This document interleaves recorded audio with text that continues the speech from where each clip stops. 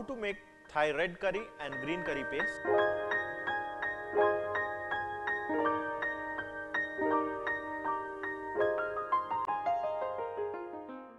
Hello friends, welcome to Sanjeev Kapoor Khazana. मैं हूं सौरभ और अब मैं आपको बताने वाला हूं एक ऐसी टिप जो कि ओरिएंटल कुकिंग में बहुत काम आती है।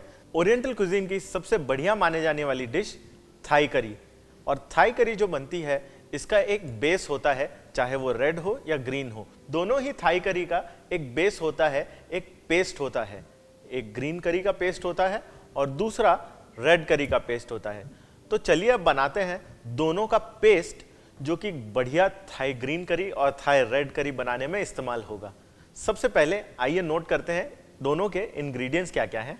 तो आइए सबसे पहले देख लेते हैं रेड करी के क्या इंग्रेडिएंट्स हैं। Dry red chillies, lemon grass, काली मिर्च, नमक, लहसुन, जीरा, सूखे हुए धनिया के बीज, बारीक कटा हुआ प्याज। चलिए ये तो हो गए रेड करी के इंग्रेडिएंट्स। अब तुरंत ही ग्रीन करी के इंग्रेडिएंट्स भी नोट कर लेते हैं। धनिया की जड़ें, लेमन ग्रास, लहसुन की कलियां, सूखे हुए धनिया के बीज, नींबू का छिलका, नमक, जीरा, गलंगल, हरी मिर्च, सांबर अनियंस या शैलट्स। तो ये थे सारे इंग्रेडिएंट्स। सबसे पहले मैंने बताया रेड करी पेस्ट के इंग्रेडिएंट्स और उसके बाद बताया ग्रीन करी पेस्ट के इंग्रेडिएंट्स। तो आइए शुरुआत करते हैं दोनों पेस्ट को ग्राइंड करना। सबसे पहले शुरुआत करते हैं ग्रीन करी से। ग्रीन करी पेस्ट में फ्लेवर देने के लिए एक ऐसी चीज इस्तेमाल हो रही है जो कि जनरली खाने में इस्तेमाल नहीं होती है।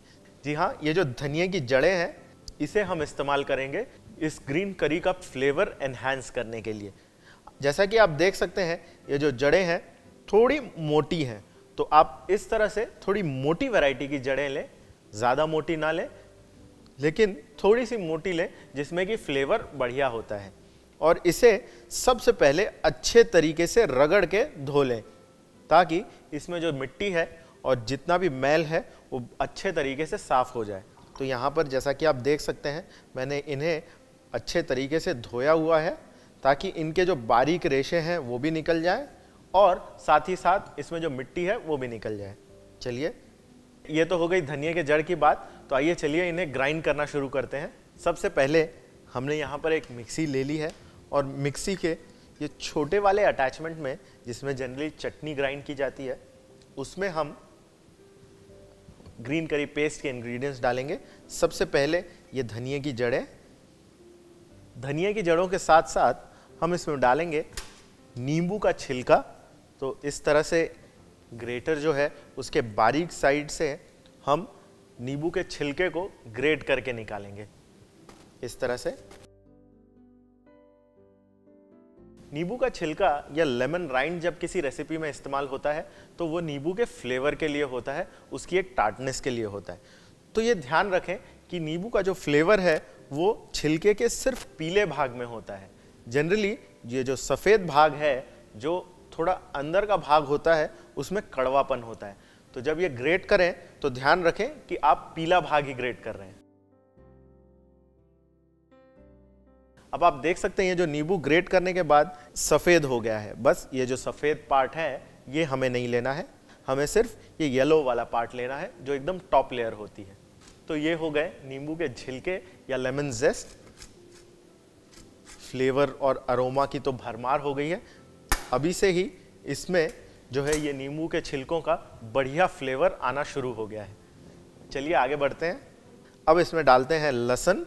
लहसुन के साथ साथ ये धनिए के बीज, खड़े धनिए के बीज, उसके साथ साथ जीरा। जीरे के बाद अब हम इसमें डालेंगे गलंगल, जो कि एक बड़ा नेटिव थाई प्रोडक्ट है। ये होती तो एक तरह की अदरक की वैरायटी है, लेकिन इसका फ्लेवर बहुत बढ़िया और बहुत यूनिक आता है। तो इसमें हम डालेंगे ये गलंगल।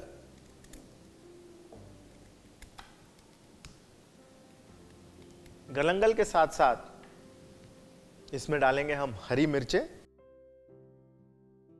अगला जो इसमें फ्लेवरफुल इंग्रेडिएंट डलने वाला है वो है ये लेमन ग्रास। जैसा कि आप देख सकते हैं यहाँ मैंने लेमन ग्रास की जड़ ली हुई है। तो जनरली जब आप ओरिएंटल कुकिंग करें और उसमें लेमन ग्रास का इस्तेमाल अगर हो रहा है तो जड़ का इस्तेमाल करें। तो आइए इसे भी इस तरह से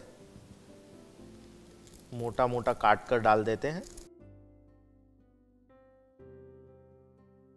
लेमन ग्रास के साथ साथ अब हम इसमें डालेंगे ये सांबर अनियंस या शैलेट्स।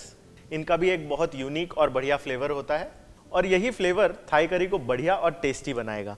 तो आइए चलिए, ये सब इंग्रेडिएंट्स तो इसमें डल गए, अब हम इसमें डालते हैं पानी और इसे बढ़िया स्मूथ और थिक ग्राइंड कर लेते हैं।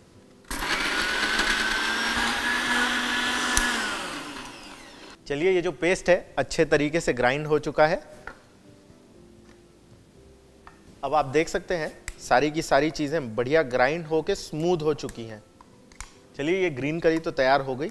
इसे अब एक बोल में निकाल लेते हैं और तुरंत शुरुआत करते हैं रेड करी बनाना, Thai red curry paste. Red curry paste के लिए सबसे पहले लाल मिर्च, सूखी हुई लाल मिर्च, और उसके साथ साथ बारीक कटा हुआ प्याज, प्याज के साथ साथ धनिए के बीज, सूखे हुए धनिए के बीज, जीरा, लहसुन की कलियां, सूखी हुई काली मिर्च, साथ ही साथ नमक, और इसमें भी बढ़िया flavourful lemon grass, lemon grass की जड़ें। अब हम इसमें डालेंगे पानी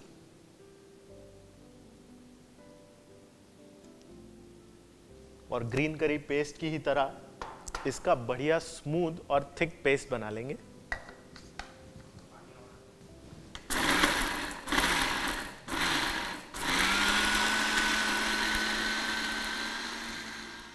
चलिए, इसे अच्छे तरीके से हमने पीस लिया है और अब आप देख सकते हैं जो पेस्ट है बढ़िया स्मूथ और थिक हो चुका है। चलिए, अब इसे भी बोल में निकाल लेते हैं और ये भी अब तैयार है बढ़िया फ्लेवरफुल रेड थाई करी बनाने के लिए।